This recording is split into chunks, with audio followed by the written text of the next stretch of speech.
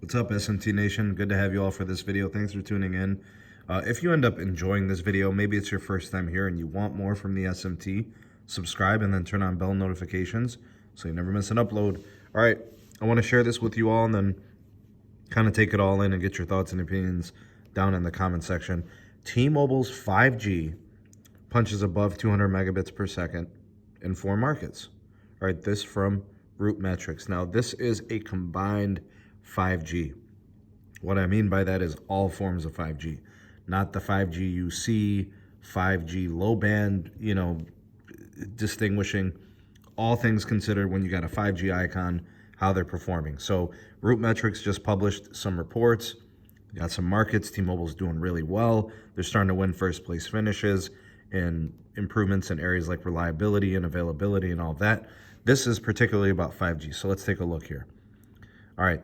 The important thing that I wanted to focus on, this is really the 2.5 gigahertz spectrum. That's the big deal here, right? Offers tons of capacity. So how much of a speed boost does T-Mobile have, and how much better is it compared to, say, their competitors? All right, Kansas City, one of 4 cities where they are averaging over 200 megabits per second on 5G. If you're from the Kansas City market, maybe you could comment, in the comment section, do you find this to be the case? T-Mobile 273 megabits down. AT&T came in at 52 megabits per second on their 5G. Verizon at 42. Interestingly, I think Kansas City is an ultra-wideband market for Verizon, so it could be that they're just not scaling it on a grand deployment. So it may not be making an impact on this testing. Now, Columbus, Ohio is interesting. T-Mobile came in at 234.6. Verizon at 57 and AT&T at 47. So kind of the inverse for Verizon and AT&T compared to Kansas City. But again, T-Mobile coming in really fast, over 200 megabits. Raleigh, North Carolina is mentioned, and then also Oklahoma City. If you're in those 2 markets, T-Mobile very fast, 226 down, right? Verizon 68 megabits, AT&T about 58. And then for OKC, 210 for T-Mobile, AT&T at 46, Verizon at 34. Now remember, this takes into account all types of 5G. It doesn't distinguish whether it's DSS low band or it's N71 or it's DSS midband with N2 or whatever. Makes no difference. Fastest 5G median download speed for AT&T in Milwaukee, 71 megabits per second. Verizon approaching 100 megabits threshold at 98.3 in Ann Arbor, Michigan. I wonder how much ultra-wideband they got out there, or if it's just DSS, I'm not really sure. It says here, recent analysis of OpenSignal showed that from March to September, the 2.5 gigahertz spectrum drove a 40% speed bump for users connected to the carrier's high-capacity mid-band 5G.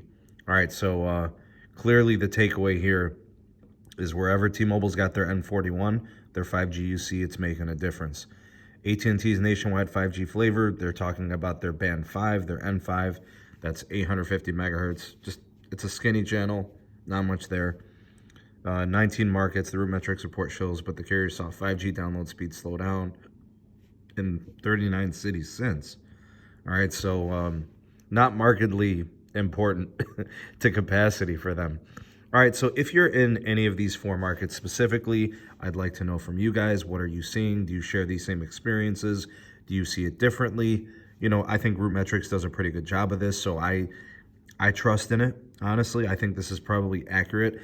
I can go to the Columbus location and do that testing myself, but I would like to hear from people's experiences. Is this what they're seeing? Is it a shared experience? Is this common?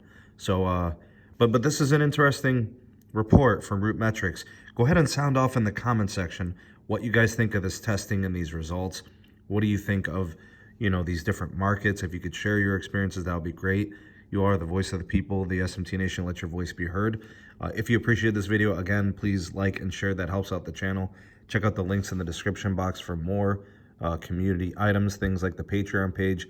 You get early access to, content, exclusive content, podcasts, live streams, also discounts on those mobile. My Twitter handle is down there as well as my email address. Thanks for tuning in. Appreciate it very much. We'll catch you on the next video. Peace.